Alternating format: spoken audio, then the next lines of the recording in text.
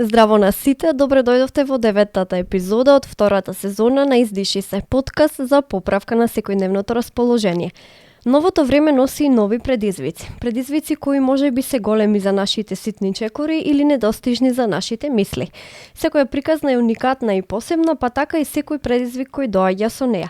Во текот на минатите епизоди зборувавме за животните предизвици и секојдневни ситуации, па тука едногласно можеме да кажеме дека брзото темпо на живот доведува да ние понекогаш се чувствуваме изгубени, тажни, депресивни, да не сакаме да преземаме никакви чекори или да се плашиме пак за нашата иднина.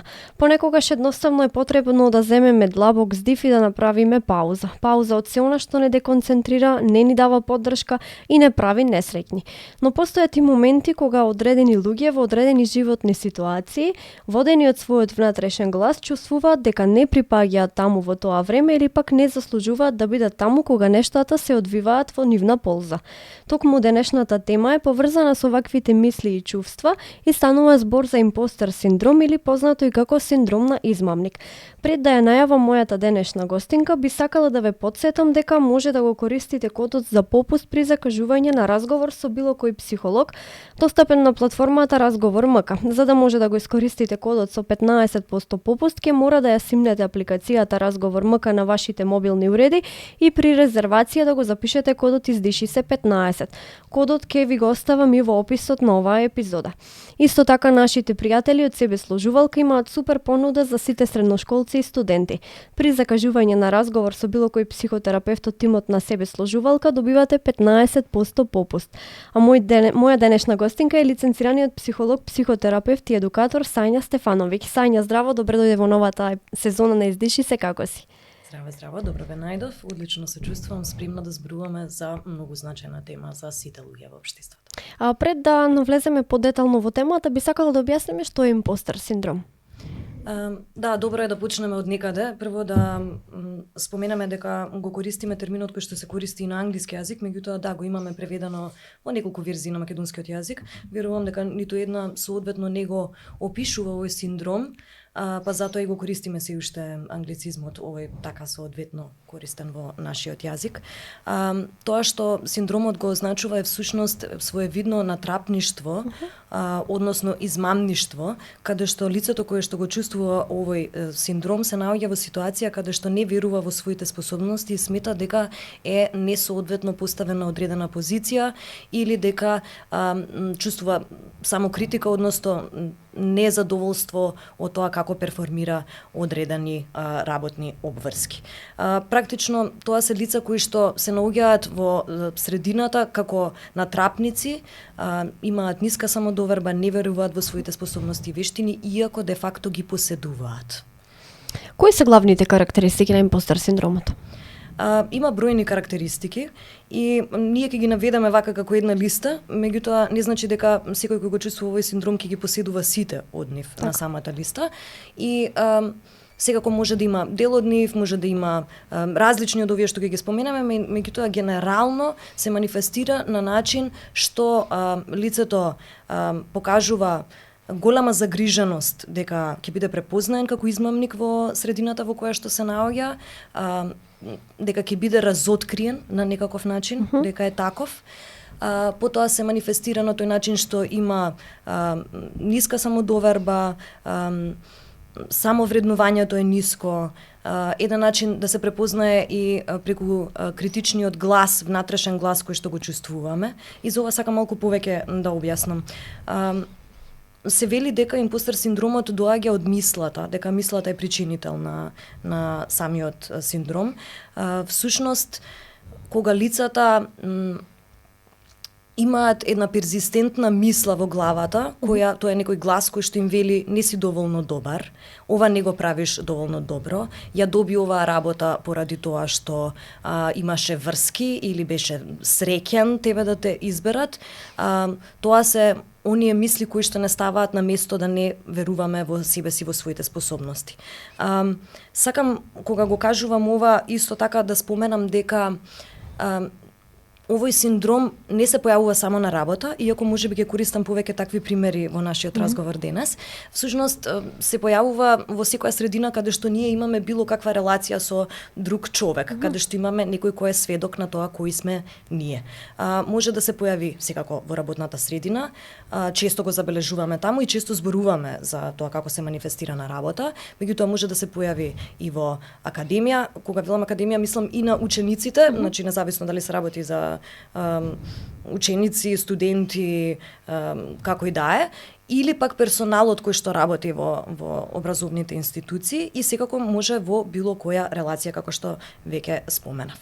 Кога викам релација, мислам на врски кои што ги градиме, дали е тоа нашето друштво, па таму да се чувствуваме неадекватни со нашето присуство. Во нашата релација со партнерот исто така може да се чувствуваме неадекватни. Од типот на ова е премногу добар партнер за мене. Јас ги немам нештата кои што му се потребни на овој партнер за да ме сака. Не сум доволно добар за неа. Така што тоа се некои мисли и пораки кои што се јавуваат кај луѓето кои што го чувствуваат овој синдром. И како што спомнавме, секогаш се сомневаат во своите способности, постојано живеат во тој некаков страв дека ќе бидат разоткриени како измамници во нивната средина, како импостер. Практично тоа го означува самиот збор.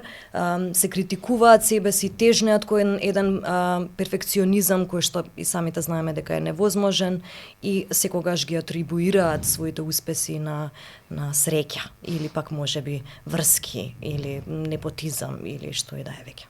Да, тука ги споменавме и карактерните особини, нели перфекционизмот е карактерна особина, па дали имаат тие влијание дали еден човек ќе се соочи со импостер синдром или не?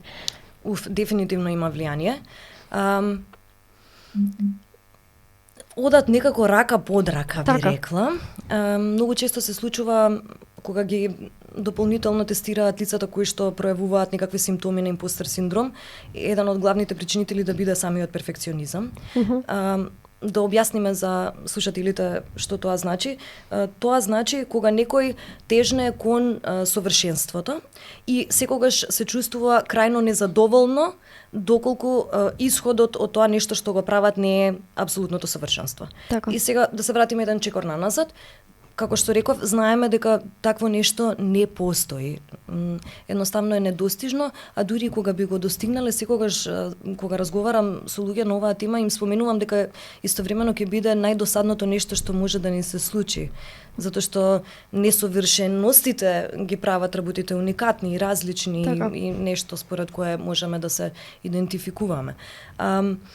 Ми беше интересно дека стигнавме повторно до перфекционизмот, а секако и со Елена имавте можност да позборувате за тоа.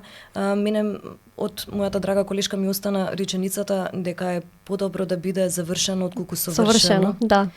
И тука и лицата кои што имаат импостер синдроми многу често се лизгаат на тој чекор да ги завршат работите, бидејќи се извонредно самокритични, никогаш не се задоволни од тоа што е исход на нивната работа и уште помалку се доволно храбри за да го покажат кон светот. И некогаш се случува да влезат во еден луп каде што се вртат во кругот на незавршување работи, кој што за мене лично е повеќе како некаква своевидна парализа, каде што влегуваат во фриз мод од стравот дека ќе бидат искритикувани, осудени, препознаени како натрапник, така што е доста битна, но и парализирачка позиција за која што зборуваме во моментов. Какви видови на импостер синдром постојат?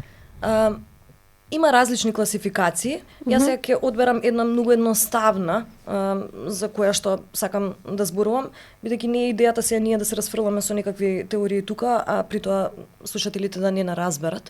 Така што ќе искористам еден едноставен пример за да ги објасниме. Постојат два вида на импостер синдром. Првиот е јас го нарекувам личниот и секако меѓу човечкиот. Личниот е оној кога ние сме директно самокритични кон себе си, кон тоа што ние го правиме. Значи, од нас за нас доаѓа камшикот, практично, вака си се камшикуваме.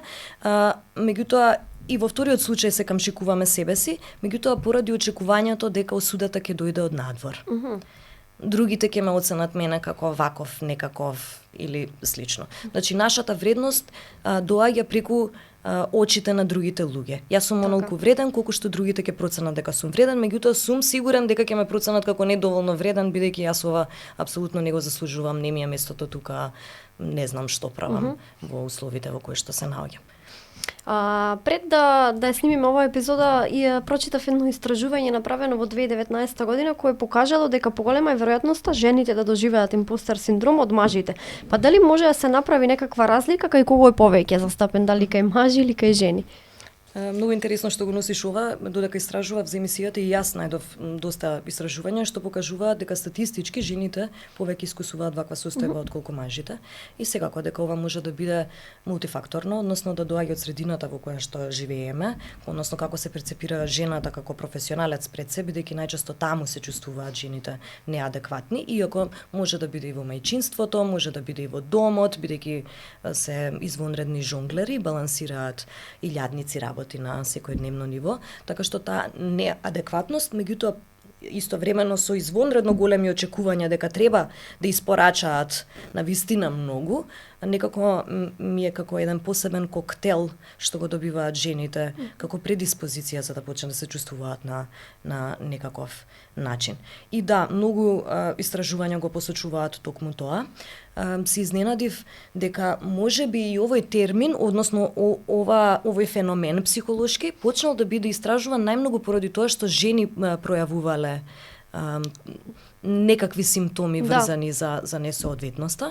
Па отаму почнало повеќе да се истражува најпрвин со жени, па тоа секако се ширало на целата популација, за денеска да сватиме дека иако процентот е поголем кај жените, тоа не ги исклучува мажите и тие итекако се чувствуваат несоодветно на различни позиции, па дури можеби и ударот кон нив е за нијанса поголем, поради тоа што кај нив е пропратен со срамот од непризнавањето дека се чувствуваат на некаков начин, бидејќи секогаш нели мажот треба да биде нешто што сме му придале ние како епитет. Да.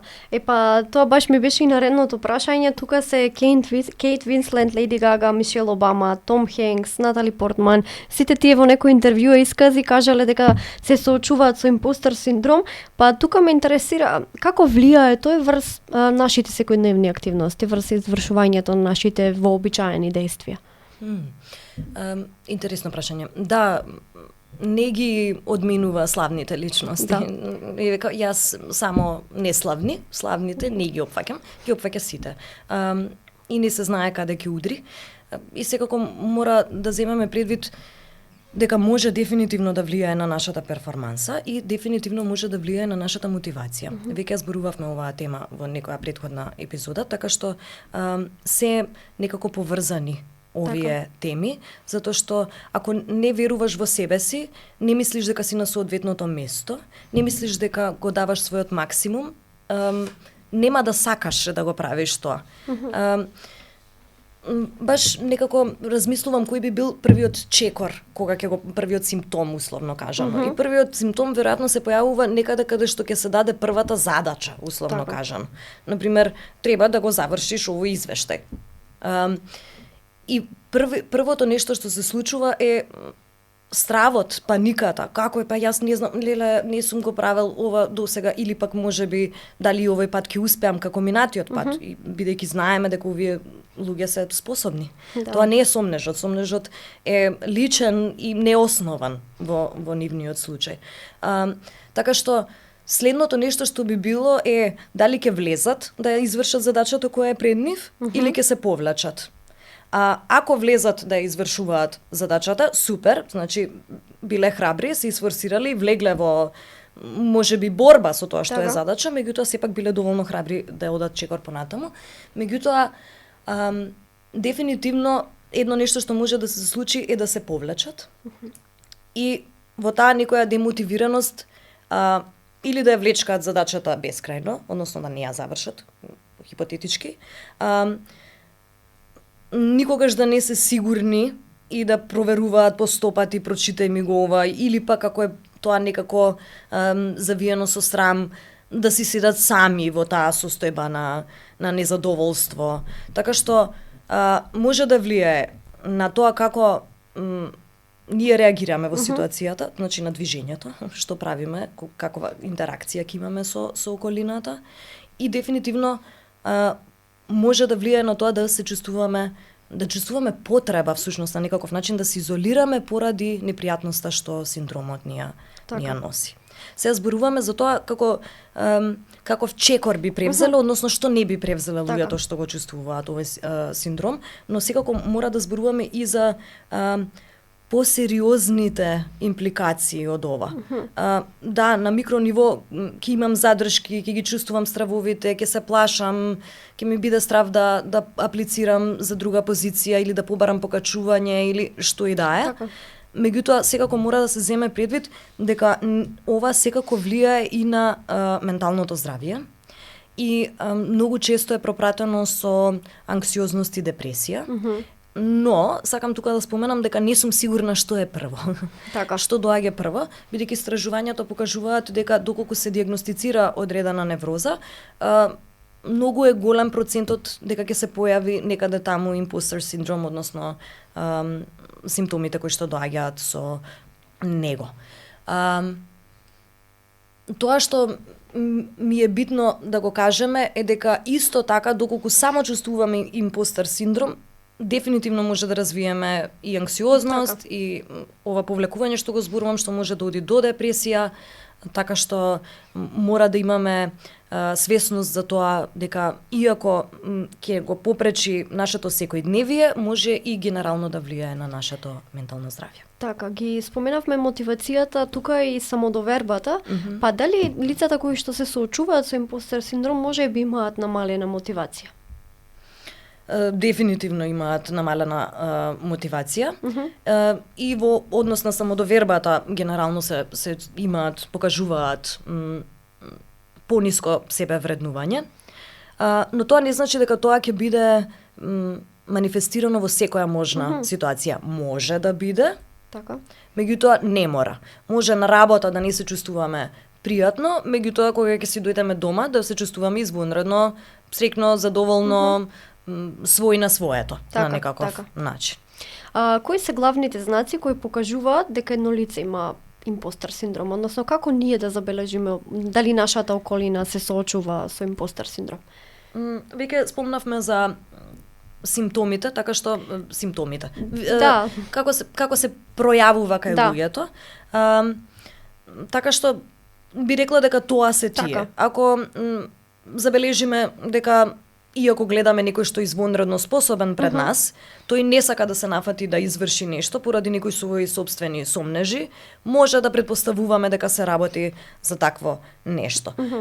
Меѓутоа, за да постои некакво дијагностицирање, иако сакам да споменам дека ова не е дијагноза вистинска, барем не е според DSM или МКБ, значи тоа се нашите прирачници според кои дијагностицираме, не постои како засебна дијагноза, меѓутоа секако за да се препознае, може да се разговара со психолог или психотерапевт кои што имаат веќе некакви предзнаења за оваа состојба и ќе може да му помогнат на човекот полесно да ја препознае кај себе си доколку ја има секако и да ја препознава кај другите околу себе доколку сака да даде некаква поддршка за другите луѓе во својата околина. Дали може би постојат некои тестирања кои што би покажале дека интересно прашање со импостер синдром?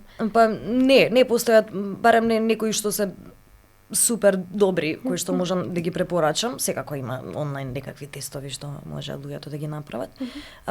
Меѓутоа класична дијагностика, односно тестирање каде што би дошле до некаков одговор дали е на вистина така или не, препорачувам да се посети психолог или психотерапевт со кој што би можело да се поразговара за да стигнеме до некаква цел.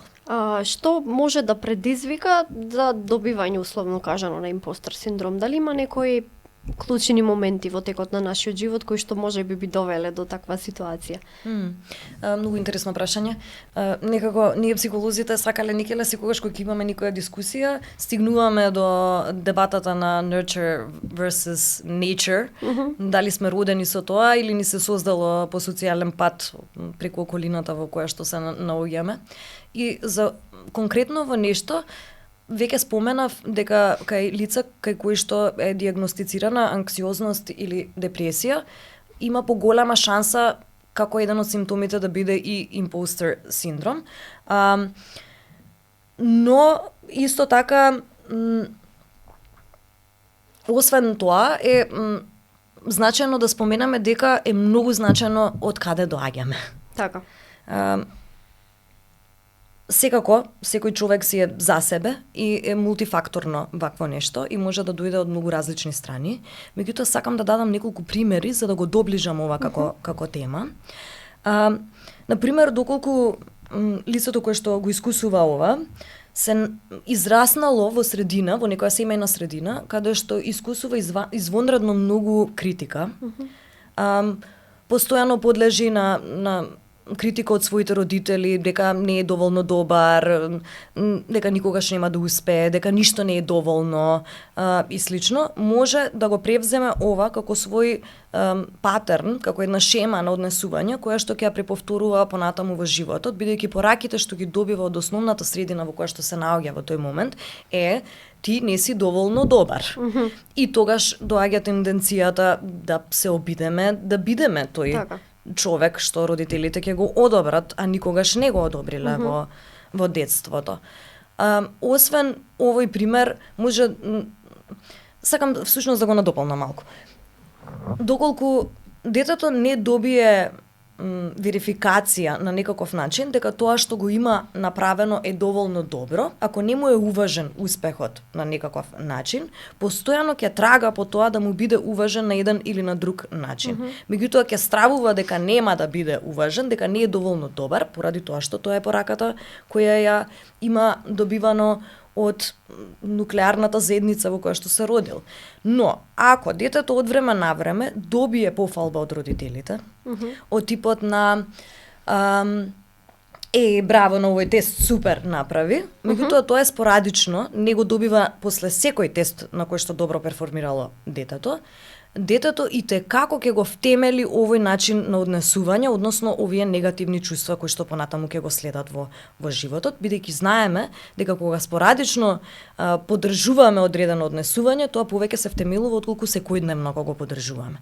Затоа што ако има конзистенција во тоа, ако детето добива през, односно пофалба секој пат кога ќе направи нешто добро, тоа ќе се научи дека секогаш кога ќе добијам петка, мама и тато ќе ме пофалат. И тогаш пофалбата е достапна од родителите. Така. И тука доаѓа и манипулацијата. Не морам овој пат да добијам петка, ќе добијам наредниот пат, бидејќи секако ме очекува пофалбата. Така. Меѓутоа, ако пофалбата доаѓа само во одредени ситуации, не знам кога е полна месечина или кога се расположени родителите и што и да е, тогаш детето бидејќи тоа е веќе надеж. Овој одговор од родителите го гледаме како надеж. Значи може да се случи. Така. Уште повеќе ќе се трудат да го добијат тоа. Им се случило еднаш, веќе го осетиле на своја кожа, знаат дека е возможно, уште толку ќе се трудат да ги воодушеват првенствено своите родители, Така. меѓутоа како една незавршена работа и остатокот од животот сите останати кои што ги гледаат како некои кои што ги оценуваат во нивниот живот. Тоа може да биде шефот, тоа може да бидат колегите, тоа може да биде професорот, тоа може да биде партнерот, тоа може да бидат другарите од друштво, така што генерално е нешто што може да дојде од првичната средина во која што сме израснати и потоа да се пренесува како научено однесување во различни сфери од животот. Да, тоа би значило дека уствари средината има многу големо влијание дали едно лице би се соочил со импостер синдром. Секако дека има, мислам не можеме да го одвоиме, не можеме нас да се одвоиме од социјалната средина во која што живееме. Пораките што сме ги добивале се многу значајни и не следат до крајот на животот. Нормално без некоја особена осуда кон родителите наши, бидејќи тие не го започнале нашето одгледување со прирачник, па ете не го следеле прирачникот како не го следавте. Прирачник не постои, тие се сноујале онака како што знаеле или можеби научиле од нивните родители. На нас е да го препознаеме тоа во себе си и понатаму да работиме да го промениме. Како да се справиме со импостер синдромот? Многу интересно прашање, многу размислував за ова пред да дојдам тука, заради тоа што немам готова формула. Не можам да им кажам 5 чекори, следете ги, ако ги следете 100% ова го немате во животот. Меѓутоа дефинитивно има некакви насоки кои што може да се следат за да се во најмала рака олесни и да се препознае сопствената вредност, не преку очите на другите, туку поради фактите што ги имаме пред себе. Така. Луѓе со извонредни CV-а не си веруваат на себе си, не аплицираат на одредени позиции, иако хартијата вели дека се извонредно компетентни и спремни да превземат одредена улога. Многу е битно прво да се препознае тоа кај себе си. Не може да се работи на ништо ако тоа не го видиме во себе си пред се. Значи, таа некоја свесност е првото светло што го вперуваме кон проблемот за да можеме да се бавиме со проблемот. Ние би можели во темница некако да се обидеме да го најдеме каде, меѓутоа е многу значајно да имаме такво вперено светло кон тоа што не мачи, за да можеме да почнеме да размислуваме за тоа како да го разрешиме. Тоа е секогаш првиот чекор. Сега, кога имаме свесност за себе си, тоа доаѓа од место каде што ние се информираме или зборуваме со стручно лице. Дали ќе биде тоа пошто некој ни посочил дека имаме таква тенденција или ќе прочитаме нешто на интернет, ќе видиме некој рил, ќе го слушнеме овој подкаст. Што и да е начинот на кој што ќе дојдеме до тоа да можеби потенцијално да препознаеме нешто во себе си од тоа што го читаме, гледаме околу нас. Следниот чекор би бил да се обратиме на стручно лице. Секогаш го посочувам ова, бидејќи стручните лица, односно психолозите и психотерапевтите имаат веќе механизми на кои што ќе можат да го поддржат клиентот, за да може да извојува една битка со себе си пред се, за да може да биде поадекватен во се она што го работи околу себе. Така. Освен тоа, секогаш препорачувам афирмации на некаков начин, што сакам да кажам со тоа. Да ја препознаеме својата вредност и често да се подсетуваме на сопствената вредност, да си дозволиме на себе си да правиме грешки, меѓутоа истовремено и да видиме кои сме, што сме и што ете пишува на тоа CV што ние не го гледаме пред себе. Да се откажеме од перфекционизмот, односно да почнеме да веруваме дека совршенството не постои и дека можеби доволно добар е повеќе отколку совршен во одредени ситуации. Некогаш е подобро да го пратиме трудот со кој што сме се мачеле да го напишеме толку долго време, каков и да е, него да го прегледуваме, проверуваме, поминеме низ еден обсежен процес и на крај и не го пратиме од страв дека можеби повторно не е доволно добар. Исто така еден од чекорите што секогаш го препорачувам на луѓе е да имаат реалистични цели.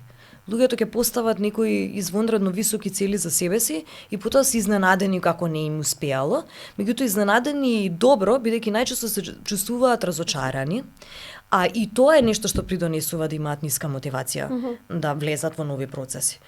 И разбирливо е. Пробав, не успеав, зошто би пробувал пак? Да.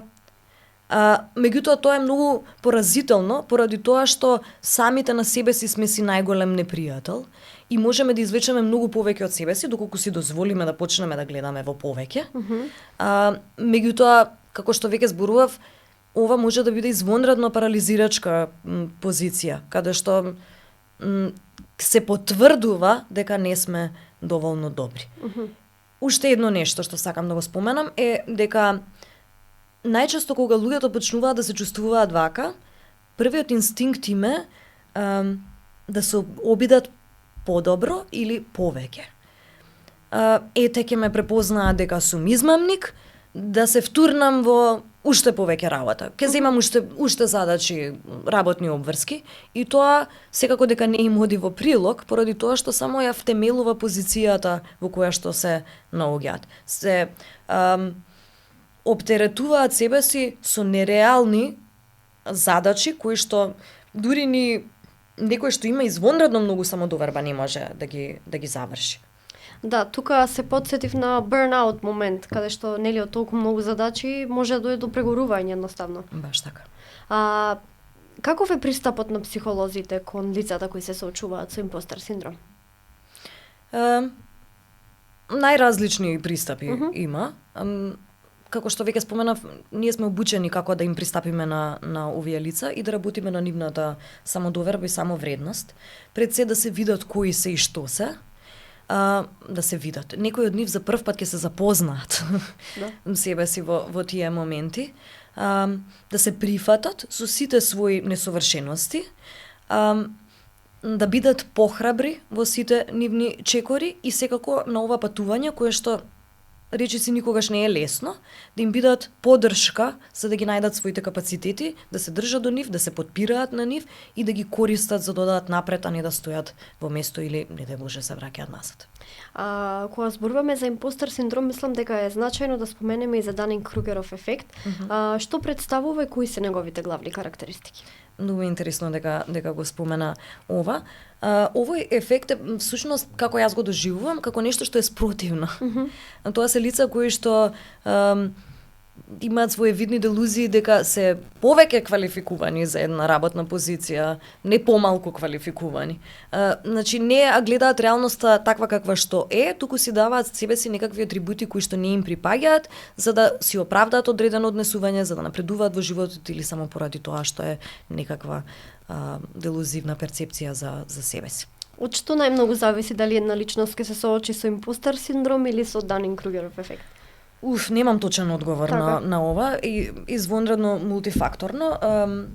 На се може да влијае на ова, може да влијае како што зборувавме средината од кој што доаѓаме, социјалниот контекст во кој што се наоѓаме во моментот, очекувањата, личноста сама по себе, така што има извонредно голема листа на нешта кои што ќе влијаат како ќе се манифестира нешто кај нас. Твои совети и препораки за некој кој се соочува со импостер синдром? За мене е многу значајно луѓето да се запознаат со темата, да читаат, слушаат, гледаат повеќе, да зборуваат со блиските за оваа тема и тргнувајќи од тоа место да видат каде се наоѓаат тие на листата на симптоми, што од тоа имаат, што од тоа немаат, на што мислат дека треба да се работи и слично. А да не очајуваат. Длабоко сум уверена дека ова е нешто на кое што може да се работи и од тоа место дефинитивно би сакала да ги инспирирам да си побараат помош ако не можат сами, секогаш има некој што ќе ги поддржи, ќе им даде соодветна средина каде што ќе можат да растат и да се развиваат и секако да ги надминат сите овие потешкоти. Сања, ти благодарам на гостувањето. Фала ти многу.